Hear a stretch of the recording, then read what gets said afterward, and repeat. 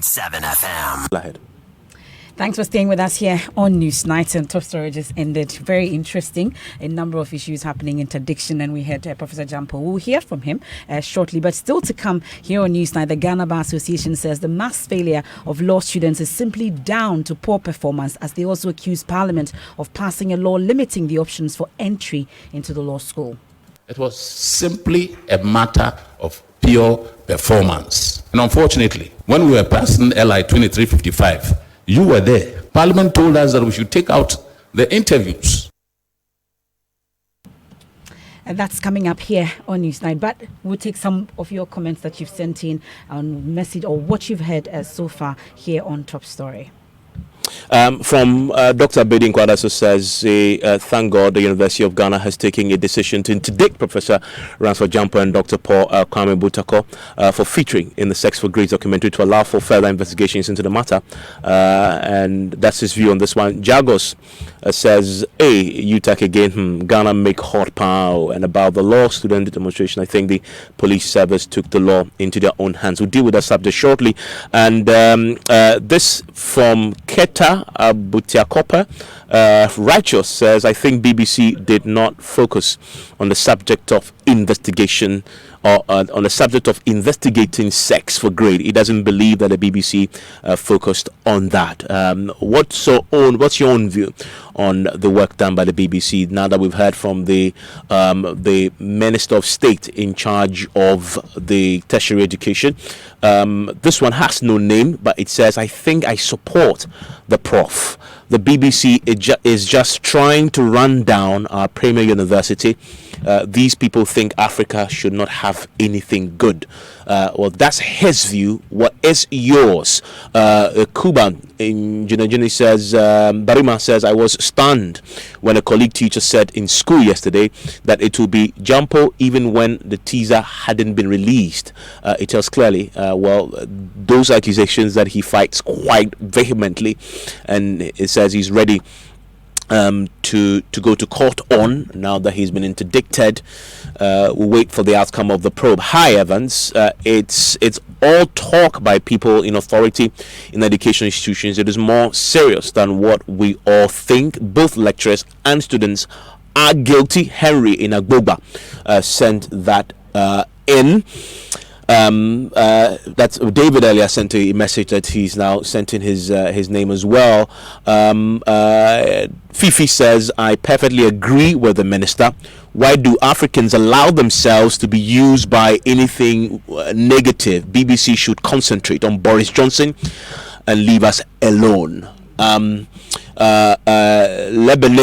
Kojo Ahiable says, this is poor piece of investigative journalism. His sentences view there.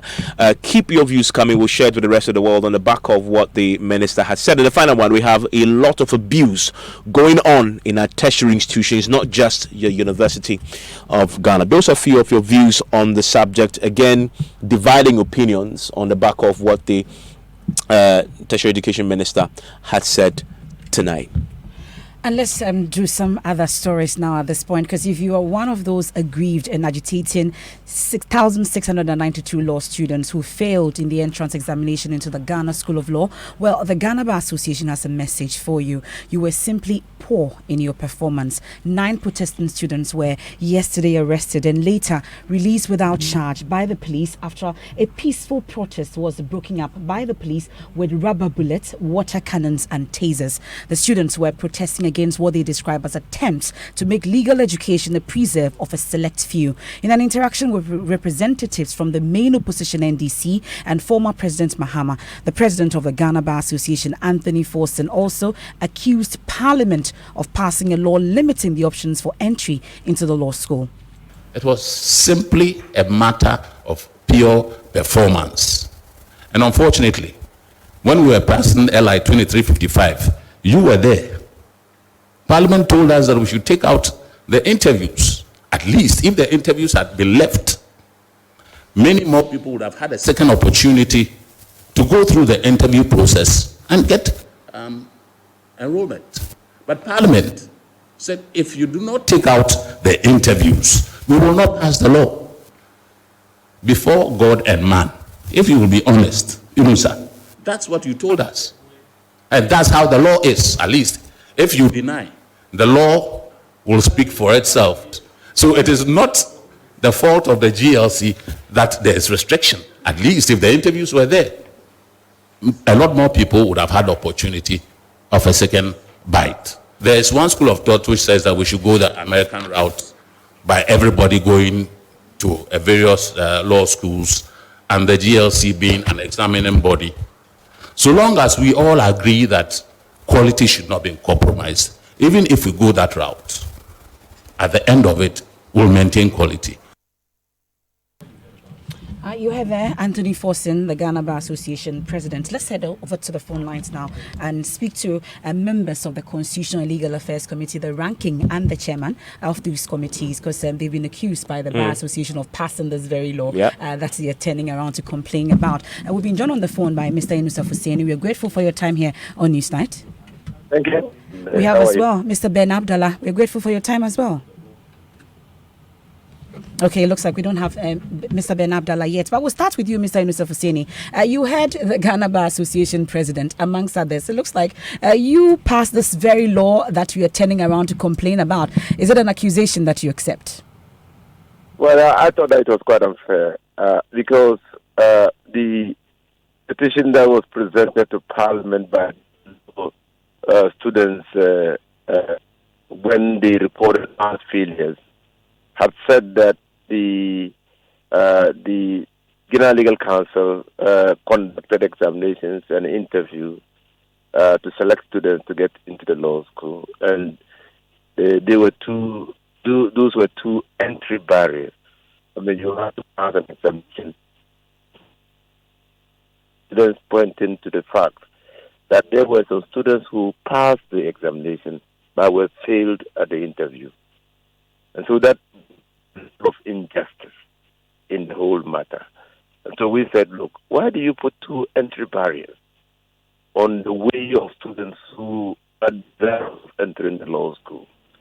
And in any case, the examination and interview were not supported by law. There was no legislation authorizing the use of examination and interviews, and the Supreme Court had made a definitive pronouncement on that. Now, so we were able to say, look, yes, tremendous amount of students apply to enter the law school. The law school has no space. So we agreed that there must be a way of determining those who are otherwise qualified to enter the law school. And the fairest system of all, in the face of the two entry barriers that were presented, was the examination.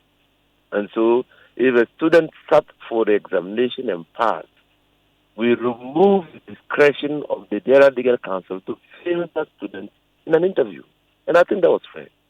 So it was not it's not as if to say that if we had allowed the interview, those students who failed would have otherwise been passed at the interview. No, they would have succeeded in failing. So more students had the 50% and more.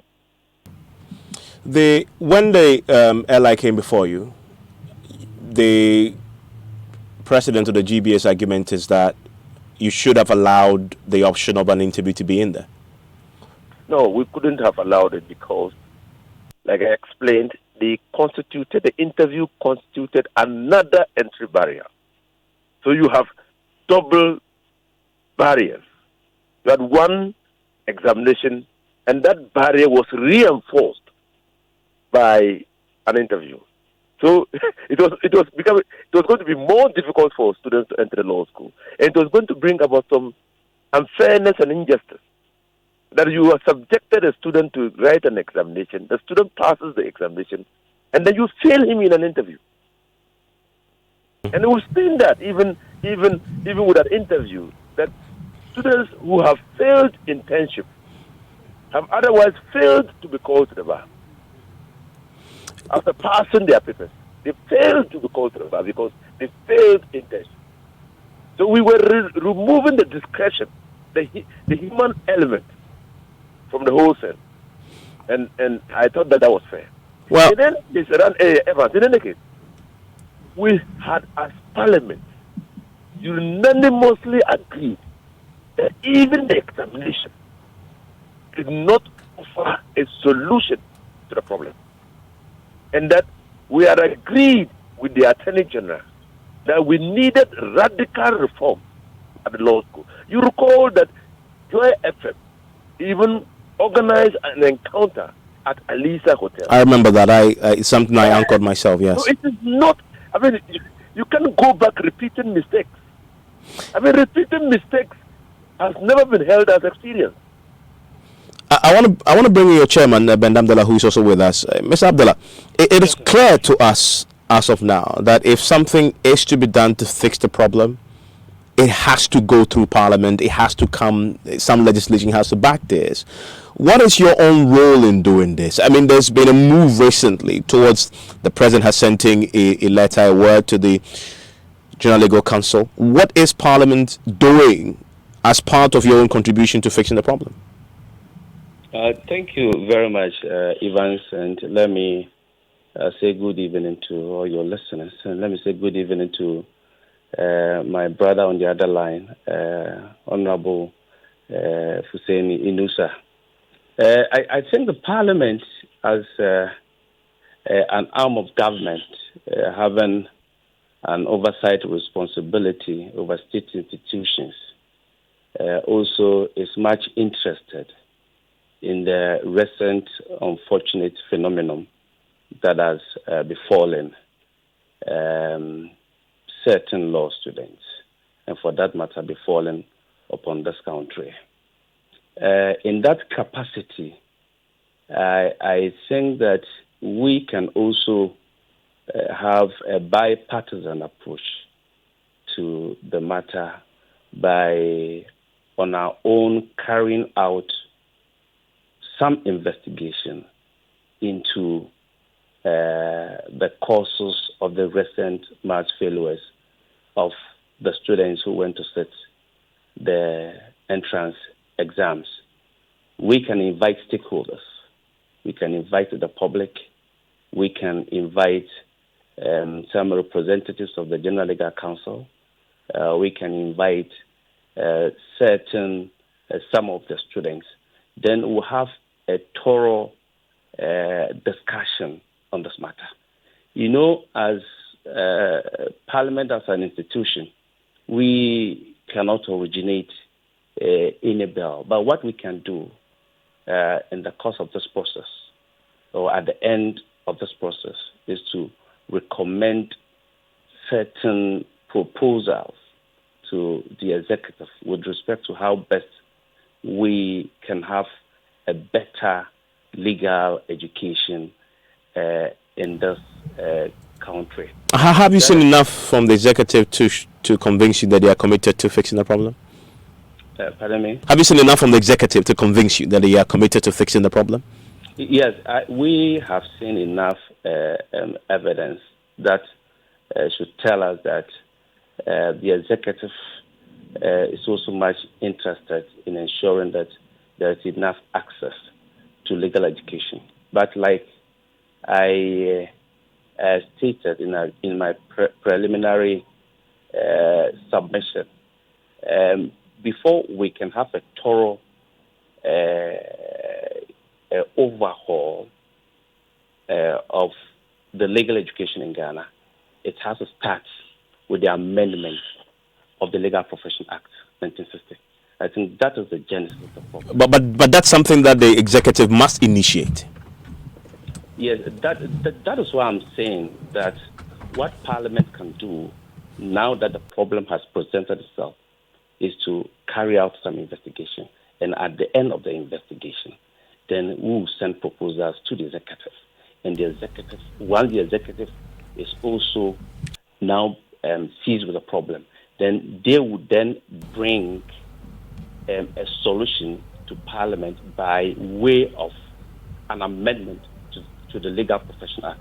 And then Parliament will take up the matter, and then Parliament will also do its best to ensure that the Legal Profession Act, as it is at the moment, is amended in order to ensure that access is is expanded. Yeah, I mean, but you talk about access being expanded. However, I understand there is an ally before your committee right now, or before Parliament generally, seeking to further limit access and entry at the faculty level.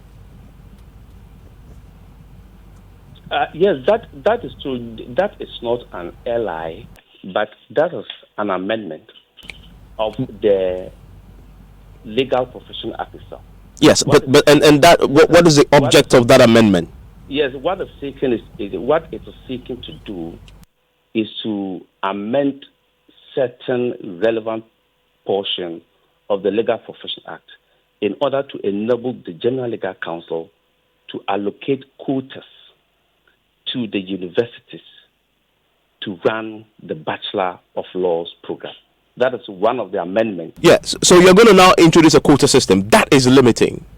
No, that is what they are seeking to do, which hasn't been accepted by Parliament yet. Even the committee that you mean the executive is seeking to do that?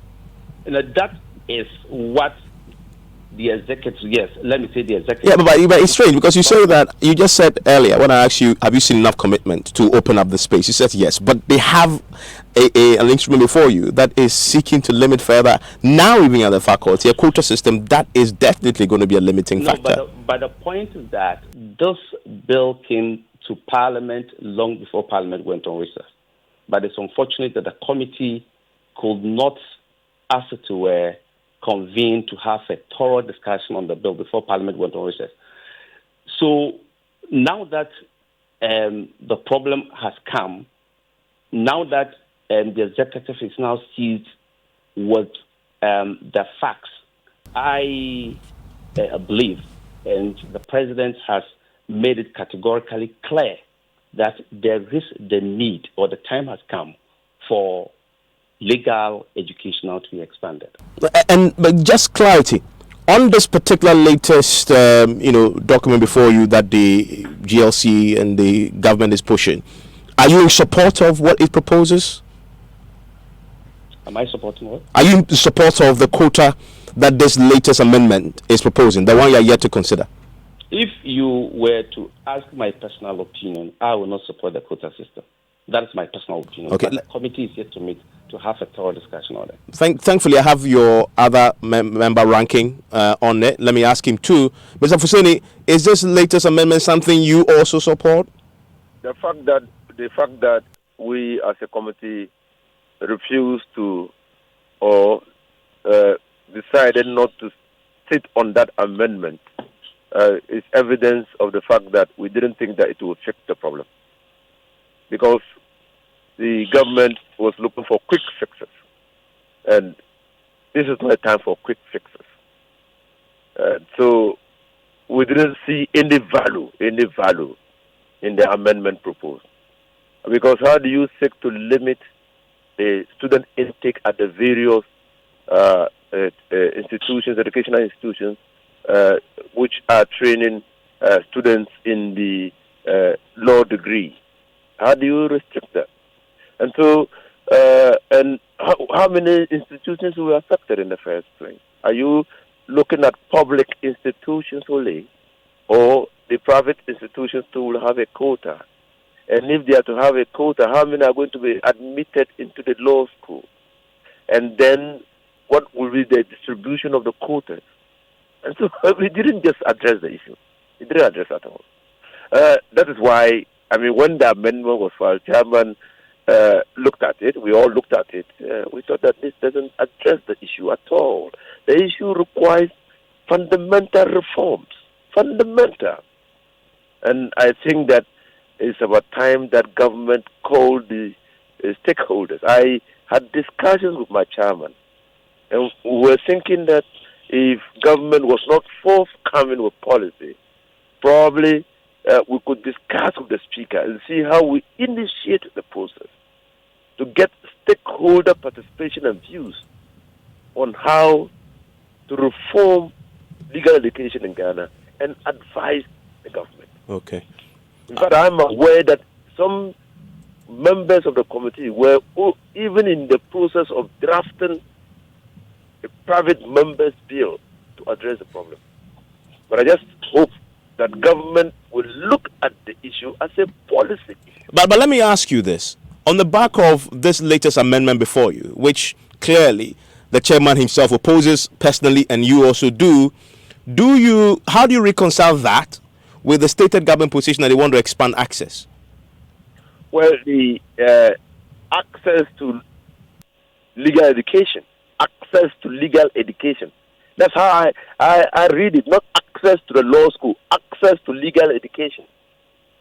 And that can be read expansively if you really want to grant students an opportunity to realize their dreams and pursue their passion.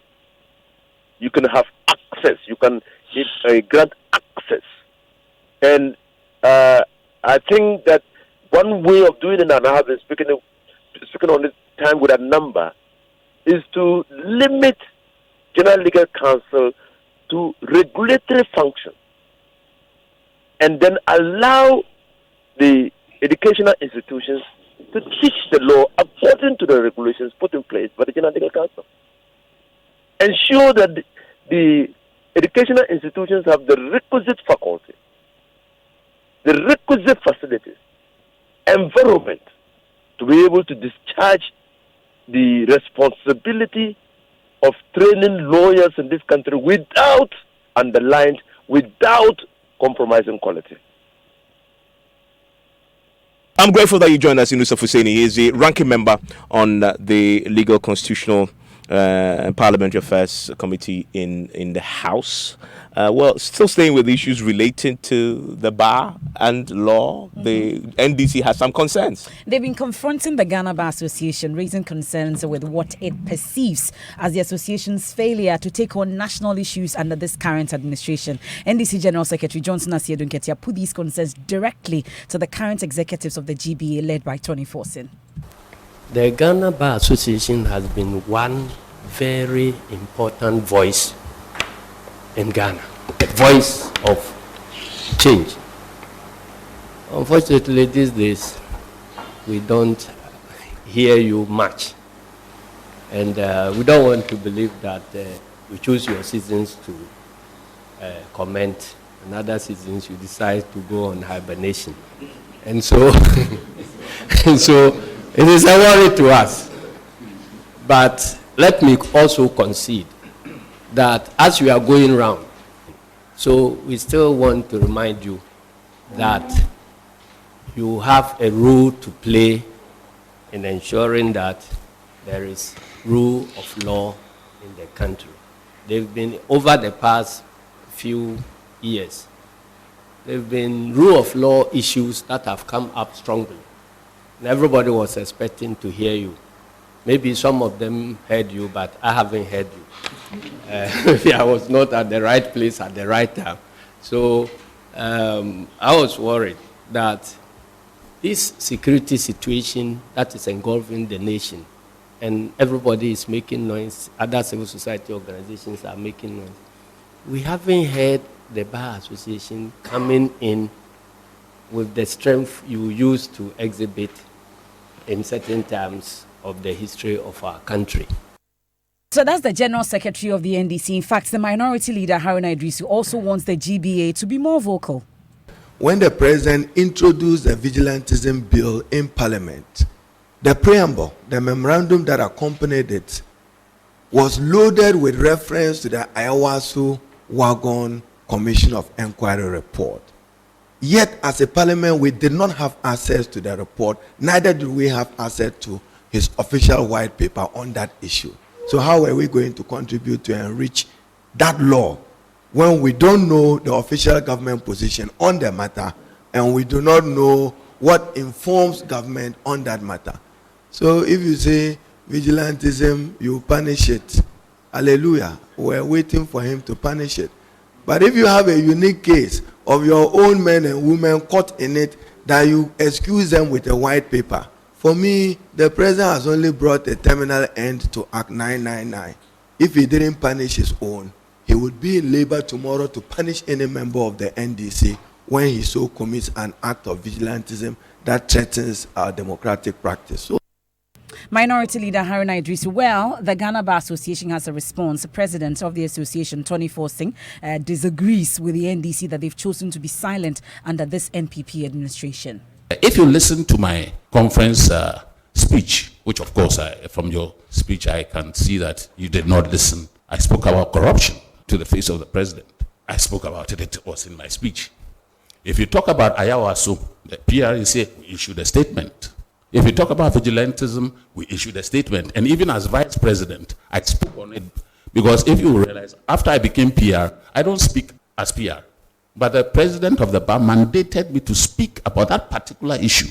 And I did. So it's just because you don't know. So maybe I did not come to the forum of the Pamwan Tappers. So that you can be excused. I just want to say that indeed, if you have been making these statements, and I was hearing you differently during certain times, and during this time, I'm unable to hear you. It either means the statements were not too loud enough or not too strong enough to deal with the problem. So let us up our game. Okay, then it means the argument shifts from the statement to decibel level.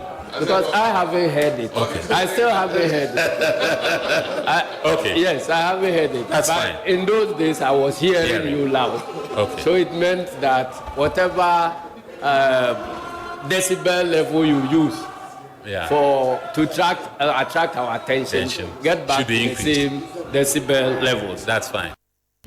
That interaction there between the GBA President Tony Forsing and Johnson Asiedu Nketia. You're still listening to Newsnight here on Joy 99.7 FM. We'll go for business. When we return, Special Prosecutor Martin Namidu accuses Parliament of interfering with the independence of his office as he challenges the House to prove his public commentary on sabotage. Business now, George. How are you doing? I'm doing great. And MFA coming up in business. Bank of Ghana shuts down 2 forex bureaus for operating without the required license. But is this a sign of tough things to come? We'll be getting you details on that one. And Ghana Stock Exchange and its counterparts in London close to finalizing a deal that could help cross listings of firms in their respective countries. The business news on Newsnight is brought to you by MTN Business. Welcome to the new world of business. Kingdom Books and Stationery, your number one stop shop for all your office essentials. And First National Bank, we are the bank that understands your business. First National Bank, how can we help you? So everyone says I'm a Kosia filler, but it's not like I'm nosy or go out to find out the latest filler. It's just that I get 50 megabytes of data free after paying for only the first minute of every call. And so I just keep discovering stuff minute after minute. That's how come I was minding my business, scrolling through my timeline, and I found out Coco has a new baby. Oh, and last week I learned Ken won the lottery. You see, Ken is my brother's friend. So hello, look who's about to vote with the rich and famous. Enjoy even more value with MTN Free After One. You only pay for the first minute of your call on MTN Free After One, and the rest is free. Plus, you enjoy free 50 megabytes worth of data to browse your favorite sites. So dial *315# to sign up. We day for you everywhere you go. Terms and conditions apply.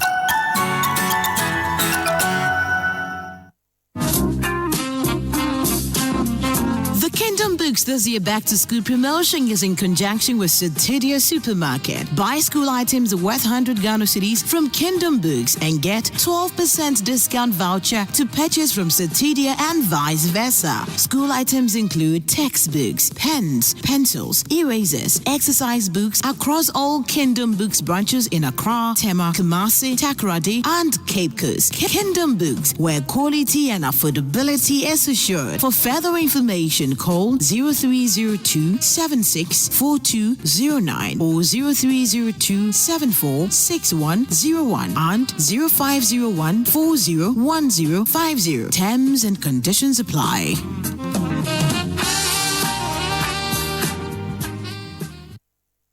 Joy 99.7 FM. Welcome back to Business on Newsnight. And the Bank of Ghana has shut down 2 forex bureaus for operating without the required license. Now, this was done after the bank embarked on an exercise to actually enforce some market compliance measures. Here is Ibn Sabute's report, read by Dara Kwao. One of the institutions that was closed by the Bank of Ghana during the routine inspection was Aero Cash Forex Bureau, operated by 2 Nigerians in Jolu here in Accra. According to the Bank of Ghana, the operators failed to provide relevant documents supporting the operations. Upon interrogation, it emerged that the operating license of the Forex Bureau, Aero Cash, had expired since February 2018. It also emerged that the Bureau changed locations without notice and approval by the Bank of Ghana and operated without residential and work permits as foreigners.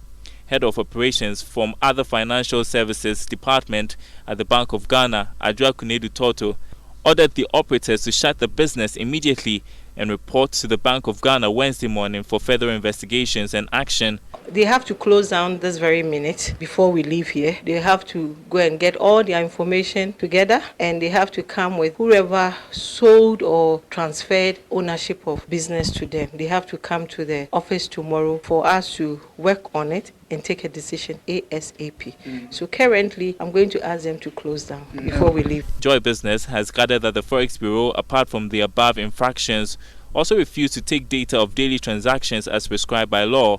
One of the directors, Al-Hassan Nuruddin, promised to cooperate with the team by honoring the invitation by the Other Financial Institutions Supervision Department of the Bank of Ghana. From the security and the monetary side are saying, we understand, and we hope if they are standing there fully fit to do the exercise, we also to try our little best. Whatever it is, the customers, they are going to understand what will be the best for us at the end of the day, so that all of us will be happy. The day's operation is part of efforts by the central bank to regulate the flow of foreign currency in the country and also ensure that the country's financial laws are obeyed.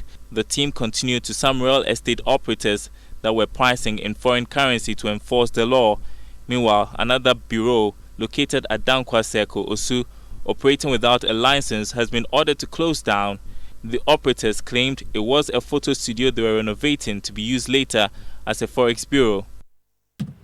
And that was the Eben Sabotage report read by Darrell Kwao. Now, Ghanaian businesses will soon be able to list and trade on the London Stock Exchange. Now, this was after these two parties actually are currently working on an agreement to aid this move. The deal is part of a broader initiative to build strong partnership between the Ghana Stock Exchange and the London Stock Exchange. Adam Efriye is UK's Prime Minister's trade envoy to Ghana. The great benefit of this project, and we're getting very close, we have meetings today to try to move on the agenda, will be that actually it may well be that CD denominated bonds, people can actually buy Ghanaian bonds from overseas. That's one big project which will open up a huge flow of funds into Ghana. Second area is ensuring that actually Ghanaian businesses, where appropriate, will be able to have dual listings, both in the UK, on the London Stock Exchange, and also Ghana Stock Exchange. Prime Minister's trade envoy to Ghana, Adam Efriye.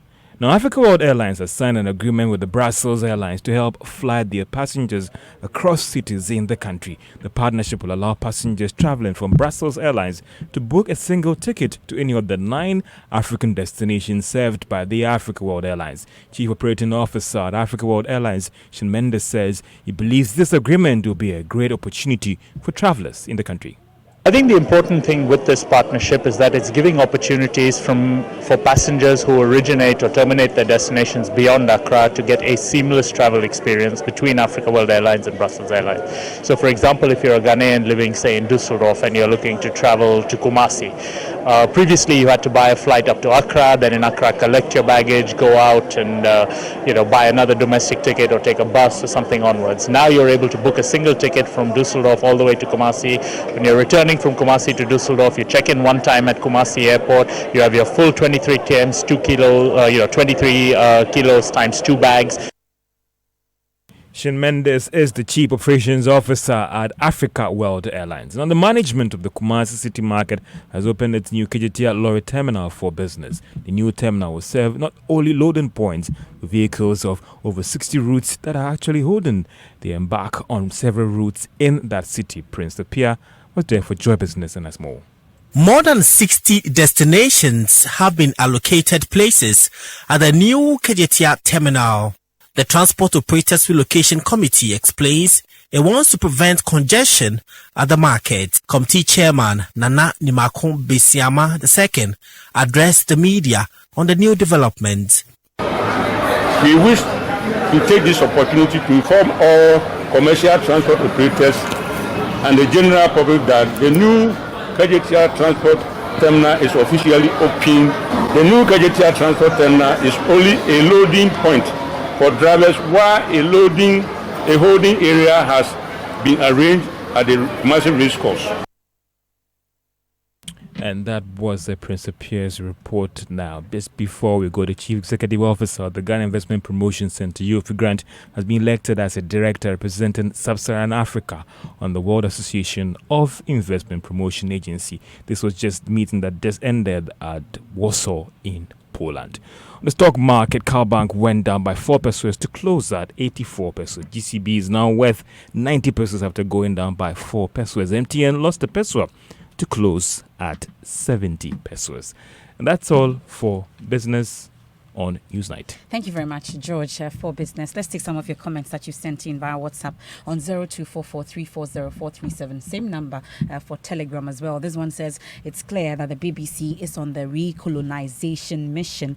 This one also from Yao Yevu from Joje, and he says that the BBC has done a good job. Champo should keep quiet. And this one from Fred in Osu says one could tell clearly from the interview with Daniel Dazi that the lady who is supposed to be the project lead on this sex for grade investigation is not even on top of what she is said to have led. She couldn't even be setting on the roles of her undercover agent. She was fumbling all over.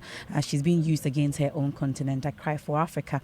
And this one says, this is from Jeff, and it says, Evans, I smell a rat in this investigative piece by the BBC and the CSC of which they are pushing for Africa to embrace. And he has a coy smile with his message as well. And this one says, yes, sex for grade is a huge problem in all our tertiary institutions perpetrated by both lecturers and students, but the attempt to entrap Jampo for a scapegoat is improper. And the lady didn't pose as a student. They didn't discuss sex and grades.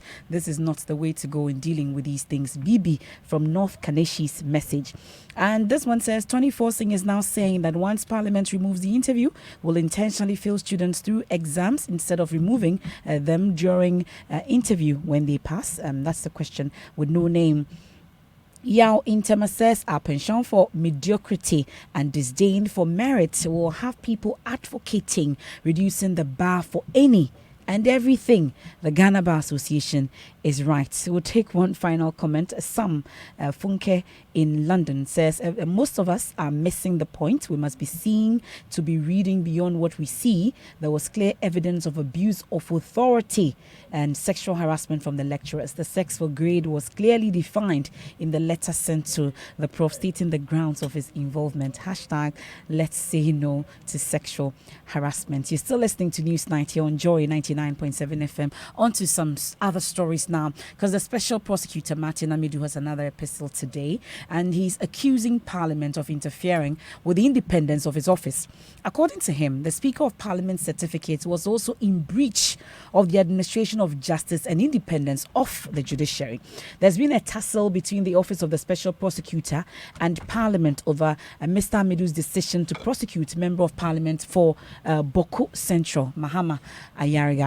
And he's been reacting to a press release from Parliament dismissing claims they are sabotaging his work. My colleague Enes Menu has a copy of that latest epistle and joins me in studio with it. So Enes, what's the background to this saga? Now, if I recall that last week, Parliament denied allegations that it is sabotaging or obstructing the work of the Special Prosecutor and other law enforcement agencies. Now, Parliament rather indicated that it had cooperated with the Special Prosecutor during the investigative stage of the case involving the former Minister of State and the Member of Parliament, Mahama Ayariga. Now, there's a rebuttal to this claim. What's the thrust of the Special Prosecutor's statement? Well, Martin Amidu is challenging the Acting Director of Public Affairs of the Parliamentary Service to point to the statement, the interview or occasion on which he, the Special Prosecutor, made allegations that, quote, Parliament is sabotaging and obstructing his work concerning the prosecution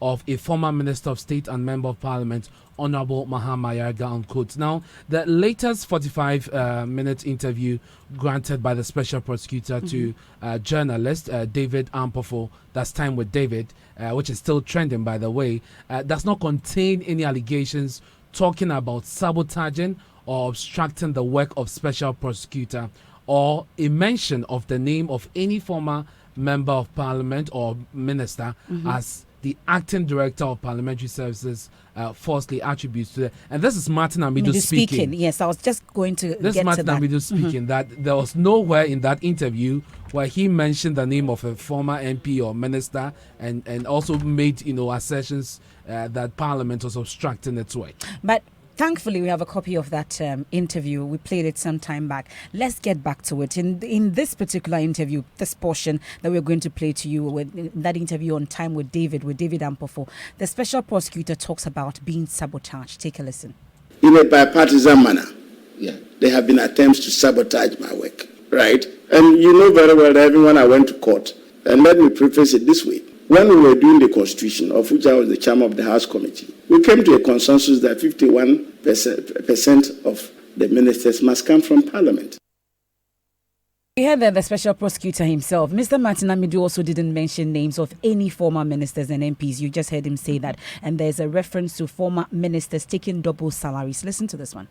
There is nothing like a bipartisan interference in the work of the Office of Special Prosecutor. When the legislature who made the law and gave the independence tries to interfere with how it is executed, when ministers or former ministers take double salaries, 1 year now, nothing has happened. That is abuse of office for private profit. What is happening? I have made a statement about it. Nobody is looking at that.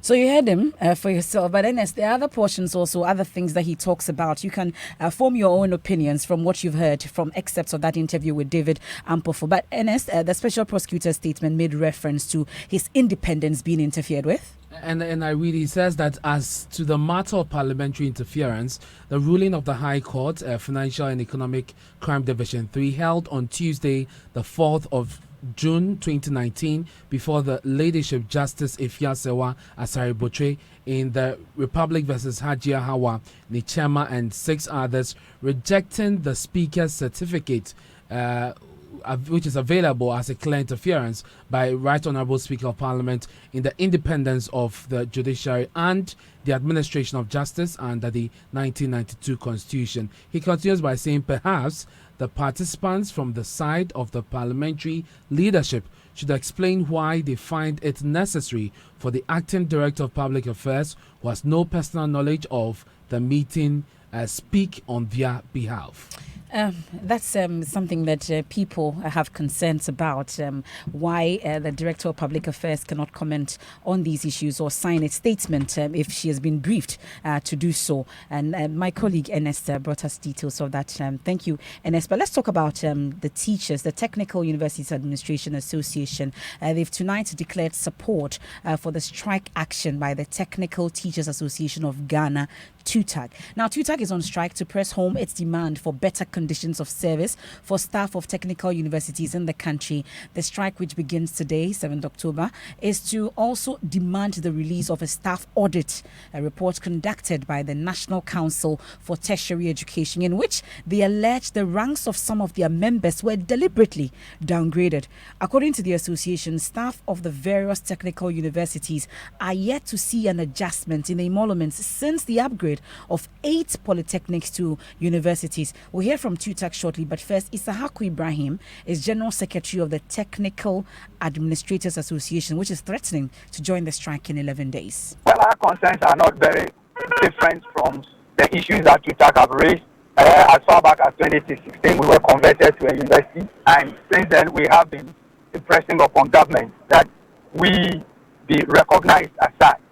Sometime last year, the conditions for us to be rolled on to single spine for the traditional university, so-called, was done, especially the audit, staff audit, even though there was an pre-conversion audit, which the 6 universities originally all passed before 2 additional universities were rolled on. And so December, when they came up with another staff audit, it was quite challenging, but we are.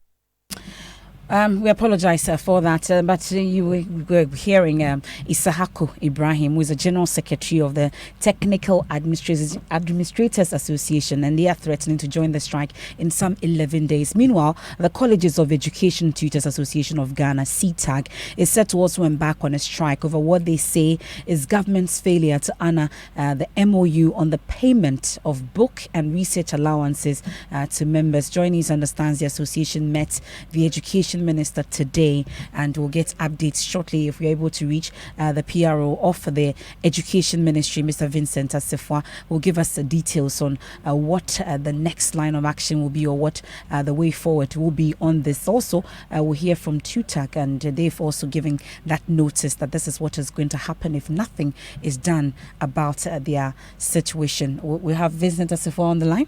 We don't have Vincent Asifwa joining us just yet, but let's head to Bosa South, because the district chief executive of the area, Daniel Gariba, says he has requested traditional authorities and the clergy in the area to intervene in suspected spiritual attacks at the Fumbisi Senior High School. A total of 11 students reportedly passed out after they saw strange objects. Daniel Gariba, who is also the head of the district security committee, says they were forced to close down the school following protests by some of the students. Around 10 to 11 thereabouts, where we had information that a female student who was at the dormitory around press time fell from a story building. She said that, in fact, she saw a strange being appear before her. She tried to identify what exactly it was, but she couldn't. And then what she could realize is that she was on the ground from the second floor. She complained that she could not see properly. She had lost the sight in the process. Just the same night, when she shouted and they ran out, 8 other girls collapsed, and they were also rushed to the hospital and resuscitated and were discharged the following morning. So another incident happened the night of the event, where male students went on rampage, attacking watchmen. The headmaster's watchman was attacked. The house mistress's house was attacked, and some other properties were vandalized in the process.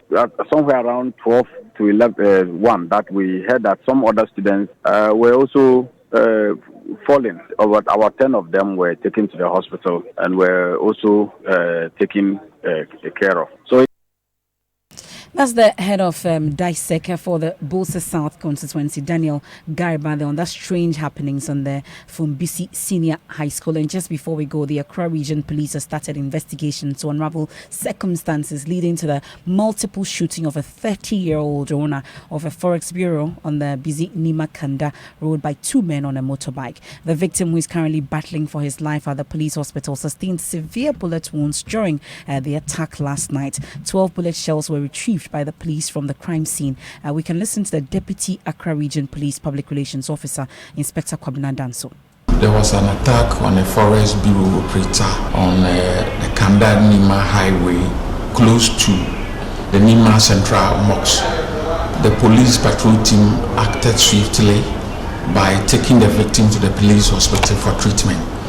Currently, he's in a stable condition, but the police is here to take statement from him.